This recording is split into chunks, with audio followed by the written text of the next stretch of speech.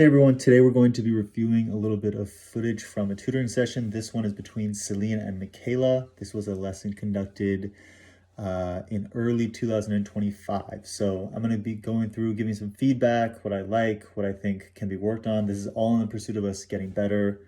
So let's just dive right in here and go for it.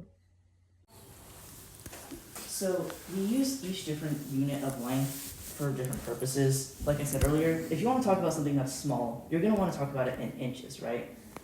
So you could say like, oh, this marker is 4 inches. Or like, I don't know, my keys are 2 inches. But so Michaela just gave a little chuckle. Boom, like that's a great sign that you're building a good, like healthy, positive environment with your 2D or the person that you're tutoring, someone that's comfortable, that will laugh, giggle, whatever. That's just a great indication that Celina has built a lot of trust there. if you want to talk about something bigger, like a human, or maybe like this notebook, you will want to use feet.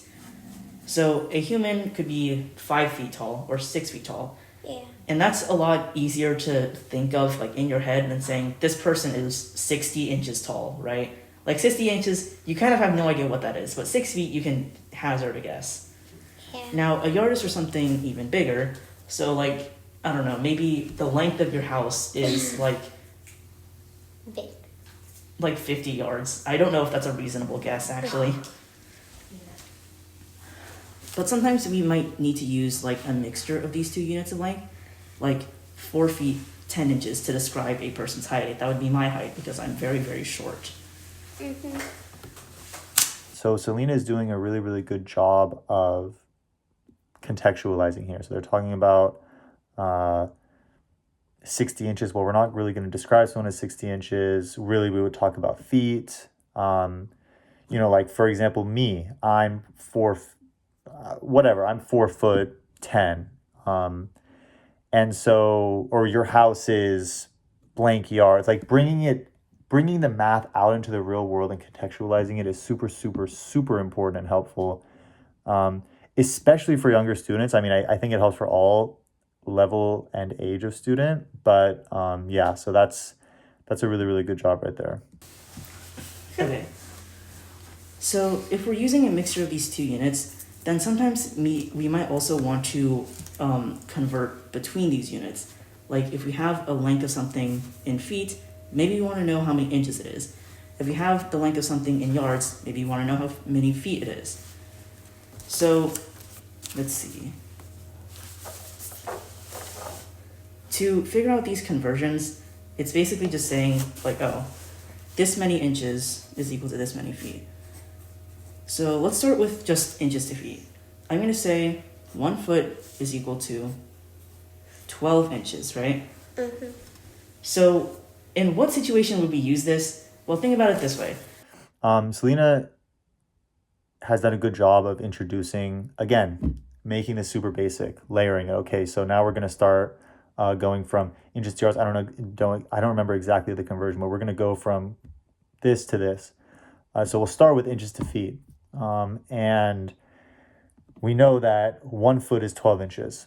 And that's good. Something that I would have done here is to immediately reinforce that. So, okay, so 1 foot is 12 inches. And then like cover my page. Okay, so how many inches is in a foot? And then Michaela would say 12. Okay, so what does that mean? How many feet are in 12 inches?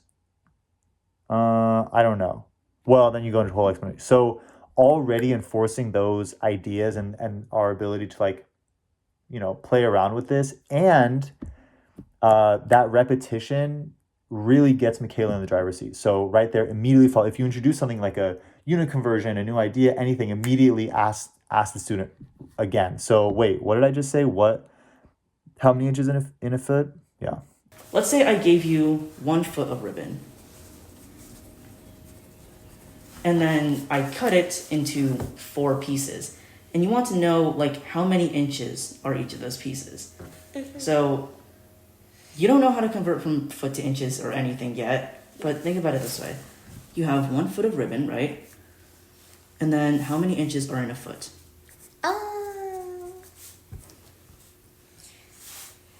Remember, 1 foot. 12 inches. Mm-hmm. So I gave you 1 foot of ribbon, and you know that's just the same as 12 inches, right? So, good. This, Celina's getting right into manipulating with different units and going, okay, so we have 12 inches here. And so we have 12 inches and we want to cut it into 4 pieces. So what are we going to do here? How are we going to find how long each of those pieces are? And then immediately the next question that Celina asks is, okay, so what's the operation going to be? That's good. Like, we're prompting the student to think, okay, so how does my verbal question, how do the words that I'm saying translate to a mathematical operation, multiplication, division, addition, or subtraction? And then Celina says, okay, well, what are we dividing it by? And Michaela shows signs of not knowing. And then Celina quietly says, okay, we're going to divide it by 4. So a way I would have approached this is said, okay, so let's say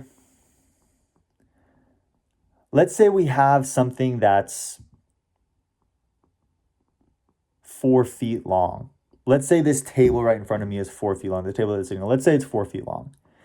And I want to divide this table into 4 equal pieces. How long are each of these pieces going to be? So what I'm doing is I'm taking the idea of dividing something by 4 and I'm making it into one of the simplest possible ways that I can think of. So what's easier than dividing 12 by 4 or dividing 12 into 4 equal pieces? Dividing something that's 4 units long into 4 equal pieces, because we know that that's going to be 1 unit each. So going from a question that's difficult. So right now for Michaela, the question of 12 inches divided into 4 equal pieces is difficult because 12 and 4 might be hard. So let's break it up into 4 divided by 4. And how do we put that as a word problem? Well, if I have 4 caterpillars that are back to back to back in a line, in a very straight line, and I want to divide that into 4 pieces, 4 equal pieces, how many caterpillars are going to be in each piece? Something like that. Breaking it down into its easiest part, and then saying, okay, so we know that each of them is going to be 1. Each equal part of this table is going to be 1 foot, for instance, or 1 inch. So what's the mathematical operation that we get there using? Oh, well, it's 4 divided by 4. Okay, good. So now if we have 12 and we want to divide it into 4 equal pieces, how do we get there? Oh, 12 divided by 4. Okay, so breaking it down into its simplest part and then reapplying, building back up, and then applying to that original question that we were asking. Of 4 feet 10 inches. If I'm 4 feet 10 inches tall, then how tall am I in just inches? So again, this is just the same thing as before where we said 1 foot is equal to 12 inches, right? So I'm going to show you how I would do this, and then I'm going to have you try it out by yourself. So if I'm 4 feet and 10 inches tall, then I can think, 1 foot is equal to 12 inches. So therefore, for every foot, add 12 inches. So then 4 feet times 12 inches, like per foot. Now Celina is going immediately to, okay, so if I'm 4 feet and 10 inches tall, how many inches am I? I would do a couple more example problems of like dividing, if we have 12 inches of ribbon and we're dividing into 4 equal pieces, because that's the problem that we just solved. I didn't feel like Michaela was totally solid on that in that moment. And I think in general, when we're introducing a new idea, we want to drill that. So immediately my follow-up question would be, okay, so if I have 40 inches of rope and I want to divide it into 4 equal pieces, how would I do that? And then Michaela would think, oh, well, I would divide by 3? Well, then I would say, okay, well, how many equal pieces did I want? 4. Oh, yeah, divide by 4. Okay. Boom, another drill. So if I have 100 inches of ribbon and I want to divide that into 4 equal pieces, How would I do it? Oh, yeah, 100 divided by 4. Okay, so now I feel like Michaela has a better grasp of it because she's answering more questions quicker. And then I would make a note of that right there. Okay, for her homework, that homework questions I'm going to assign her, at least one of them is going to be dividing as some word problem about dividing. Okay, play. Do you remember 4 times 12? 48. Nice. Okay. So basically what I'm doing here is I'm just saying that 4 feet is equal to 48 inches. As in, like, that's literally just the same thing. If I measured out 4 feet with, like, a really big ruler, then I measured out 48 inches, they would be the exact same height, right? I'm just using a different unit of length to describe the same height. Do you remember 4 times 12? 48. Boom. That's good. That's a great way of keeping the student engaged. I do think that Celina is talking a lot right now. That's not necessarily a bad thing. Like I said, Celina and Michaela have their own independent tutoring relationship. They've been working for a long time. So this might be part of the unit that Celina just needs to talk more. And that's kind of what we discussed a little bit later in the session.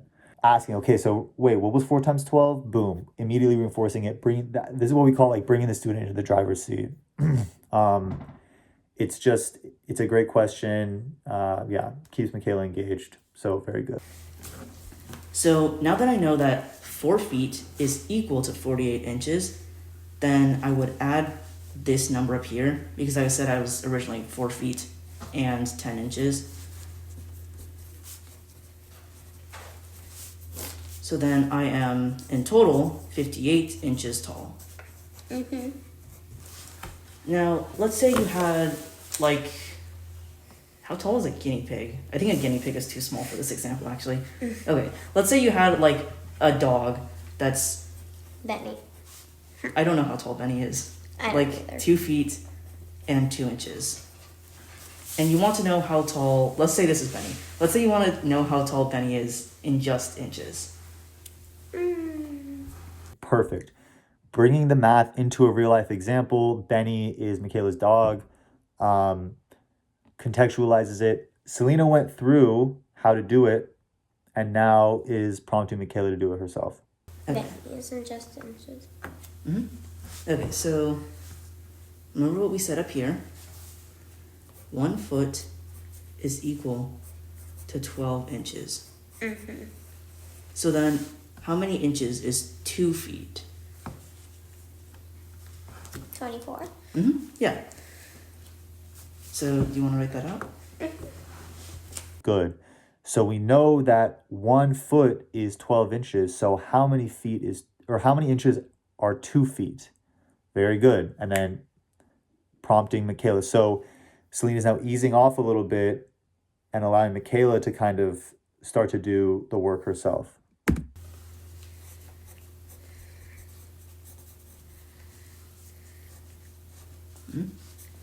Encouragement here. Awesome. Those head nods, that body language, reassuring, keeping our student engaged. Awesome. And then remember, we also had this 2 inches up here, right?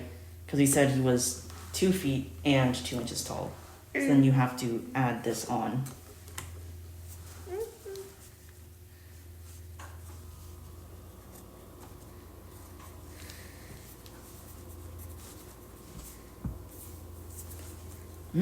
So then Benny is 2 feet 2 inches tall, or you could say he's 26 inches tall. Okay. Right there, Celina said, okay, so Benny is 2 feet 2 inches tall or 26 inches tall. That's another opportunity to ask our student a question. And even without framing it like that, I would have said, okay, so what did we just solve for? Like what's this 26 number? What is that? Prompting the student to recognize, okay, so what were we even doing this for? Oh yeah, this was for the height of Benny, but Benny was 2 feet 2 inches. Oh yeah, but we were converting those feet to inches, right? So asking the student at as many times as we can, okay, wait, what are we doing here again? What, right? So prompting there, I think can be really, really helpful. So this is pretty simple, right? Yeah. I think I got that. Mm-hmm. Now, this is for saying feet to inches. There are a lot more conversions between these different units. So, like, think about a mile. What would you use miles to indicate? Like, when do you usually use miles in your daily life? I think. Is a mile, like, bigger than a yard or smaller than a yard? Or bigger than a foot, smaller than a foot? Bigger than a yard? Yeah. So a mile is a lot bigger than a yard. Usually you use miles when you're measuring like the distance to drive somewhere. Like maybe my school is 12 miles from my house, or like my friend's house is 2 miles from my house. Use it to indicate like a really long distance. So an inch, a foot, a yard. I can't indicate a mile with my arms, but you know what I mean. So a mile is used for, let's flip back to this so we have this to refer to.